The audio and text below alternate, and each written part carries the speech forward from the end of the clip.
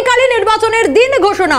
2024-এর লোকসভা নির্বাচনের দিন ঘোষণা হবে আগামীকাল দুপুর 3টের সময়। প্রেস বিজ্ঞপ্তি দিয়ে এমনটাই জানানো হয়েছে নির্বাচন কমিশনের তরফ থেকে। যে খবরের দিকে আমরা নজর রেখেছি আরো একবার জানাবো।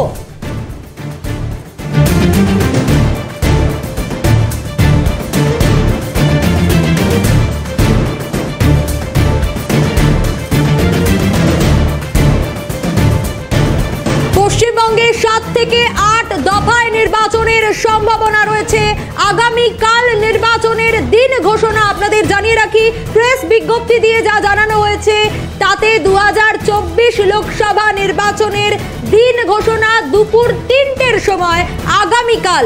প্রেস বিজ্ঞপ্তি দিয়ে জানানো হয়েছে, প্রেস বিজ্ঞপ্তি দিয়ে জানালো নির্বাচন কমিশন 2024-এর লোকসভা ভোট কবে থেকে শুরু হবে এই মুহূর্তে গোটা দেশ কিন্তু জানার অপেক্ষায়। কত দফায় কোন রাজ্যে ভোট হবে সেদিকেও কিন্তু মানুষের নজর রয়েছে। এবং অবশ্যই আপনাদের জানিয়ে রাখি 7 থেকে 8 দফা এখনো পর্যন্ত যে খবর এসে পৌঁছচ্ছে তাতে 7 থেকে 8 দফায় পশ্চিমবঙ্গে ভোট হতে পারে। এবং আপনাদের জানিয়ে রাখি প্রেস বিজ্ঞপ্তি দিয়ে আজকে জানানো হয়েছে নির্বাচন কমিশনের তরফ থেকে যে আগামীকাল দুপুর 3টের সময় ঘোষণা করা হবে দিনক্ষণ, কত দফায় কোথায় ভোট সেই সবটা। এবং পশ্চিমবঙ্গে 7 থেকে 8 দফায় নির্বাচন হতে পারে। পুরো বিষয়টা জানার জন্য অবশ্যই আমাদের আগামীকাল অবধি নজর রাখতে হবে। কিন্তু সূত্র মারফত কি কি খবর পাওয়া যাচ্ছে, কি কি আপডেট উঠে আসছে প্রেস বিজ্ঞপ্তিতে, আর কি কি রয়েছে জানার চেষ্টা করব। খালেদ আমাদের প্রতিনিধি রয়েছেন আমাদের সঙ্গে টেলিফোনে। খালেদ, আগামীকাল নির্বাচনের দিন ঘোষণা, কি কি জানা যাচ্ছে? আগামীকালই কিন্তু নির্বাচন ঘোষণা হতে চলেছে। বিজ্ঞান ভবন থেকে কিন্তু জাতীয় নির্বাচন কমিশন এই ঘোষণা করবে দুপুর 3টের সময় লোকসভা আসন্ন লোকসভা নির্বাচনের দিন ঘোষণা করা হবে। এবং তার পাশাপাশি বেশ কয়েকটি রাজ্যে কিন্তু বিধানসভা নির্বাচনও রয়েছে। সেই বিধানসভা নির্বাচনও কিছু ক্ষেত্রে ঘোষণা হতে পারে, যার মধ্যে অন্যতম হচ্ছে আমাদের রাজ্যের দুটো উপনির্বাচন যেটা রয়েছে সেটাও কিন্তু এই লোকসভা নির্বাচনের সঙ্গে হওয়ার একটা প্রবল সম্ভাবনা আছে।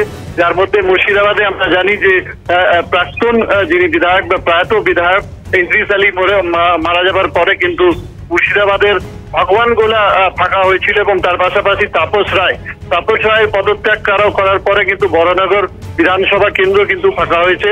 এই দুটি কেন্দ্রে উপনির্বাচনের একটা প্রবল সম্ভাবনা উঠে আসছে।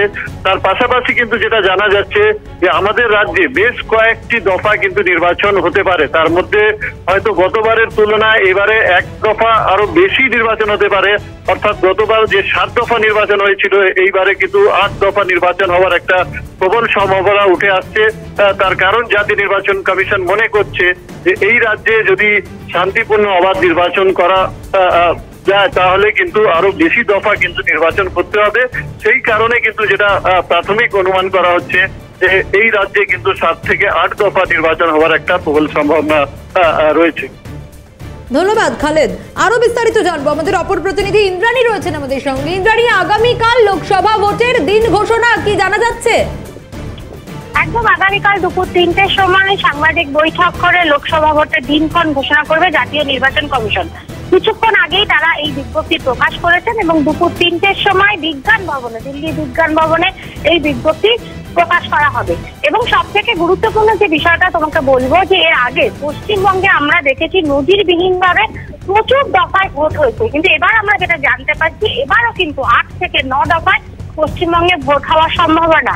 একই সাথে বড় যে রাজ্যগুলো আছে, উত্তরপ্রদেশের মতো যে বড় রাজ্যগুলো আছে সেখানেও কিন্তু একাধিক দফায় ভোট হতে পারে। এছাড়াও বেশ কয়েকটি রাজ্য, জম্মু কাশ্মীরের মতো, তাদেরও বিধানসভা নির্বাচন আছে। সেই বিধানসভা নির্বাচনেরও কিন্তু নির্ঘণ্ট আগামীকালই প্রকাশ করতে পারে নির্বাচন কমিশন বলেও আমরা জানতে পারছি। তবে অবশ্যই কিন্তু নজর থাকবে সবার পশ্চিমবঙ্গের দিকে, কারণ ভোট পরবর্তী সন্ত্রাস 2021 সালে যেভাবে হয়েছিল এবং তারপর এবার এত কোম্পানি, প্রায় 900 কোম্পানির বেশি যে কেন্দ্রীয় বাহিনী নির্বাচন কমিশন অ্যালার্ট করেছে পশ্চিমবঙ্গের জন্য, সেই সমস্ত বিষয়গুলো নিয়ে সন্ত্রাস মুক্তভাবে নির্বাচন করানোটা কেন্দ্রীয় নির্বাচন কমিশনের কাছে একটা বড় চ্যালেঞ্জ। সেই জায়গায় পশ্চিমবঙ্গে কত দফায় নির্বাচন হয়, 8 থেকে 9 দফা নাকি আরো বেশি বাড়ানো হবে, সেই দিকেই কিন্তু নজর রয়েছে গোটা দেশে। সেক্ষেত্রে ইন্দ্রাণী একেবারে যে কথাটা তুমি বলছিলে, অবশ্যই আমাদের রাজ্যের মানুষ যারা রয়েছেন তাদের নজর রয়েছে ক দফায় ভোট হতে পারে। আগের বার লোকসভা নির্বাচনে আমরা দেখেছিলাম 7 দফায় নির্বাচন হয়েছিল। অর্থাৎ একটা বিষয় স্পষ্ট হচ্ছে তোমার কথা থেকেও, খালেদের সঙ্গেও কথা হচ্ছিল যে 7 দফার বেশি নির্বাচন হবে এবার পশ্চিমবঙ্গে।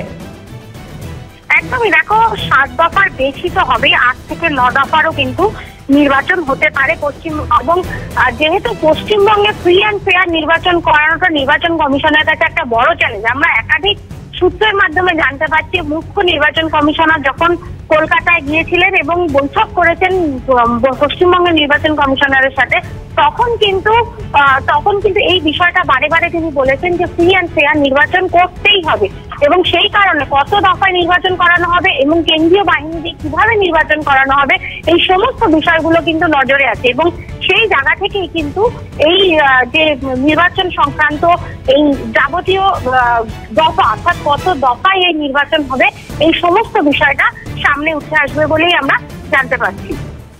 সোনিয়া, ধন্যবাদ ইন্দ্রাণী।